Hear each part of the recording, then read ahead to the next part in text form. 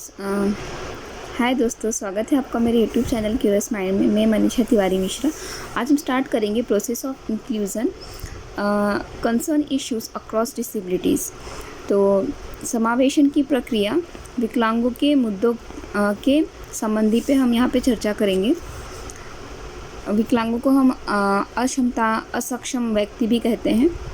Inclusion is the practice in special education of placing children with disabilities into the general classrooms of elementary and secondary schools, either all or most of the time. In this textbook making inclusive work, Frank Bowe emphasizes the difference between inclusion and full inclusion.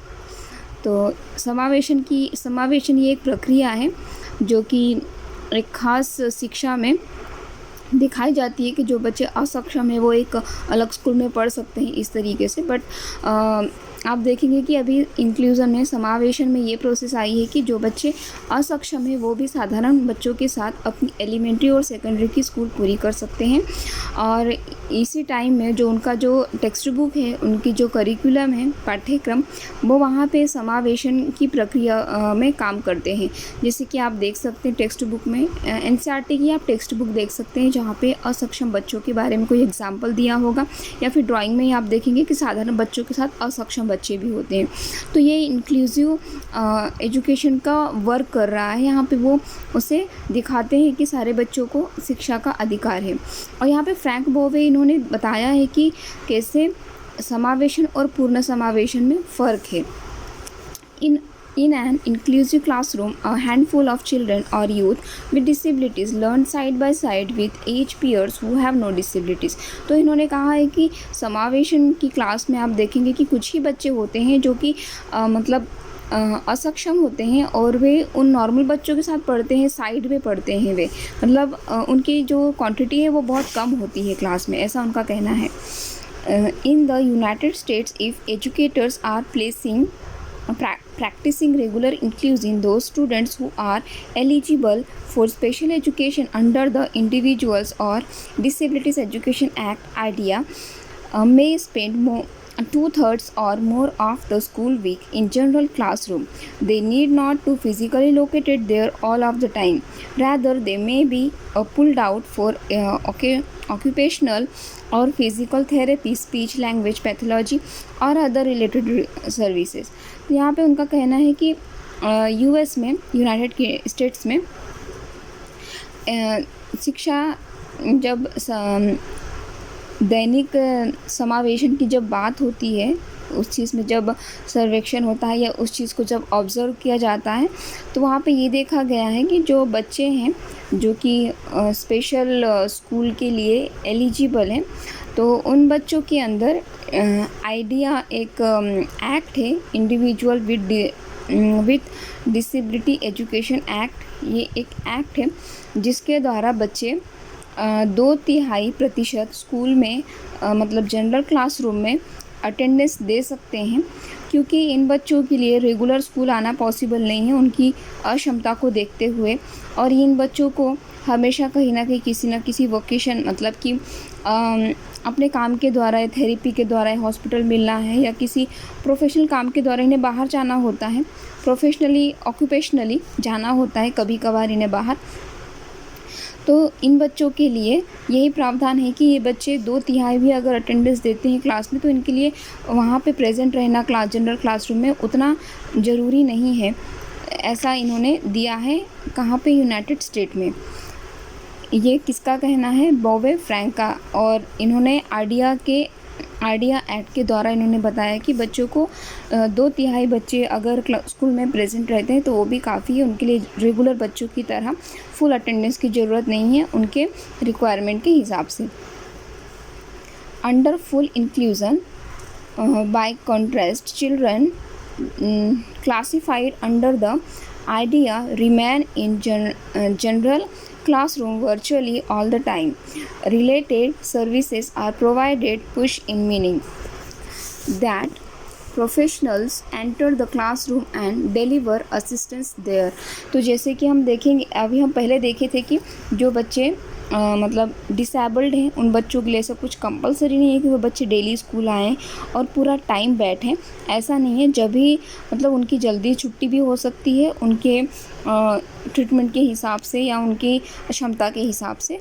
तो यहाँ पे ये तो inclusion हुआ, समावेशन हुआ, but यहाँ बॉवे ने फुल समावेशन की बात की है कि अगर जनरल क्लासरूम में कभी कभार उनके थेरेपिस्ट आ जाएं या उनके प्रोफेशनल्स आ जाएं जिस वजह से बच्चे को बाहर ही ना जाना पड़े, तो ये फुल इंक्लूज़न होगा, यानी पूर्ण समावेशन होगा कि बच्चे को क्लासरूम में ही सारी फैसिलिटीज़ मिलेगी जिसकी वजह से उन्हें बाहर जाना ना पड़े। Bowe argues that inclusion, but not full inclusion, is a reasonable approach for most children and youth with disabilities. He also cautions that for some children, notably those with severe autism spectrum disorders or mental retardation, as well as many who are deaf or have multiple disabilities, even regular inclusion may not offer an appropriate education. तो यहाँ पे बॉवे ने बताया है कि समावेशन में ऐसा नहीं है कि सारे बच्चों के लिए रेगुलर स्कूल नहीं हो सकती है, क्योंकि कुछ बच्चों की जो अक्षमता है वो बहुत ज़्यादा गंभीर होती है, जैसे कि ऑटिज़म स्पेक्ट्रम हो गया है, मेंटल रिटार्डेशन, इस तरह के जो बच्चे हैं, या फिर कोई बच्चे गूंगे होते हैं फिर उसके साथ वो बहरे भी हो जाते हैं, यानी मल्टीपल डिसेबिलिटीज़ एक बच्चे के अंदर हो, तो इनके लिए रोज़मर्रा की तरह रेगुलर स्कूल में एडमिशन लेना और समावेशन की जो प्रक्रिया है, एजुकेशन है, वो पूरी तरीके से प्रॉपर तरीके से नहीं हो पाती है, ऐसा बॉवे का कहना है। Those variations reflect the requirement of the idea that educational services respond not to some ideal about where children should be placed, but rather to the unique needs of each child. तो जैसे कि idea के act के तहत जो बच्चे आते हैं उस डिसेबिलिटी के कैटेगरी में, उन बच्चों को एजुकेशनल सर्विसेज ने रिस्पांस किया है, बट उन्होंने ये नहीं कहा है कि बच्चों को आप दूसरी जगह पर रख दें, उन्होंने ये कहा है कि बच्चों की ज़रूरत के हिसाब से हर एक बच्चे को उसे ट्रीट किया जाए, ऐसा आइडिया के एक्ट के द्वारा कहा गया है। Disability is present in every race, ethnicity, gender, sexual orientation, age and religions. More than a billion people or 15% of the world's population have some category of disability. तो हमारे पूरे देश में 15% के लोग हैं जो अक्षमता से जूझ रहे हैं, और आप देखेंगे कि डिसेबिलिटीज़ हर एक जाति में है, हर धर्म में है, हर लिंग में है, हर एक सोसाइटी में मतलब डिसेबिलिटी की प्रॉब्लम आप देखते हैं, और पूरे देश में 15% की जो आबादी है वो ग्रसित है डिसेबिलिटी से, असक्षमता से। उसके बाद देखिए what is the process of inclusion. तो समावेशन की प्रक्रिया क्या है। Inclusion is a process, it is concern with the identification and removal of barriers. Consequently it involves collecting and evaluating information from a wide variety of sources in order plan for improvement in policy and practice। तो हमारी जो नियोजन है, हमारी जो policies है, उन्हें सुधारने के लिए हमें बहुत सारे उसके लिए काम करने हैं, जिसमें हमें जानकारी को इकट्ठा करना और उसे मूल्यांकित करना, उसे देखना कि वो कितना सही है, कितना गलत है। उसके बाद हम देखेंगे कि जो समावेशन है वो एक प्रक्रिया है, और इस प्रक्रिया को समझना और इसे जब हम यूज़ कर रहे हैं क्लासरूम में, तो इसके अंदर बहुत सारी प्रॉब्लम्स आती हैं, तो इस प्रॉब्लम्स को हमें दूर करना है इंक्लूज़न मतलब समावेशन की क्रिया के द्वारा। तो आप देखेंगे समावेशन की प्रक्रिया में ऐसे कई सारे प्रॉब्लम्स आते हैं जो कि हमें उसे दूर करने हैं। Mel Ainscow is emeritus professor of education at the University of Manchester, United Kingdom. He is internationally recognized as an authority on the promotion of inclusion and equity in education. तो शिक्षा में समानता और समावेशन के author रहे हैं, प्रमुख व्यक्ति हैं ये मेल एंस्को, और ये है ये एमेरिटस के प्रोफेसर हैं और इन्होंने यूनिवर्सिटी यूनाइटेड किंगडम यूके में एक यूनिवर्सिटी है मैनचेस्टर की, वहाँ पे वे कार्यरत हैं। तो ये ऑथर हैं किसके? समानता और समावेशन की शिक्षा के, इंक्लूज़न, और ये प्रमोट करते हैं इंक्लूसिव एजुकेशन को, समावेशी शिक्षा को ये प्रोत्साहित करते हैं। Inclusion is a process, that is to say, inclusive is a never-ending search to find better ways of responding to student diversity. It is about learning how to live with difference and learning how to learn from difference. In this way, differences come to be seen more positively as a stimulus for fostering learning among children and adults.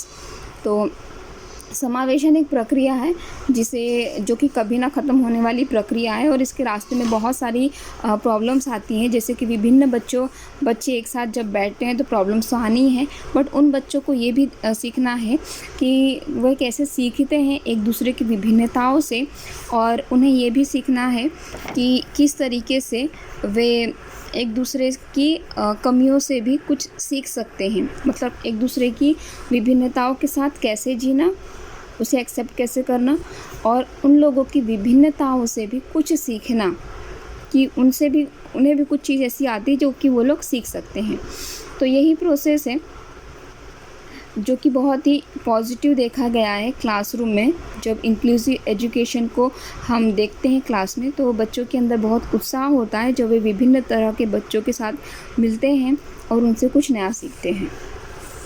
Inclusion is concerned with the identification and removal of barriers. Barriers may take different forms, some of which are to do with the way schools are organized and the forms of teaching provided and the ways in which children's progress is evaluated.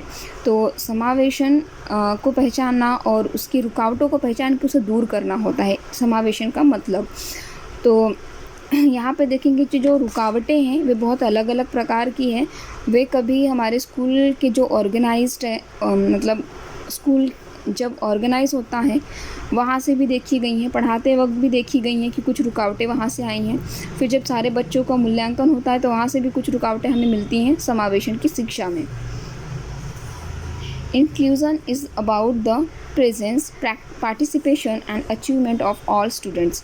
Presence is concerned with where children are educated and how reliably and punctually they attend. Participation relates to the quality of their experiences whilst they are there and therefore must incorporate the views of the learners themselves, and achievement is about the outcome of learning across the curriculum.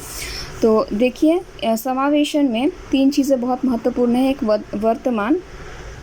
वर्तमान सहयोग और उसके बाद देखेंगे प्राप्ति।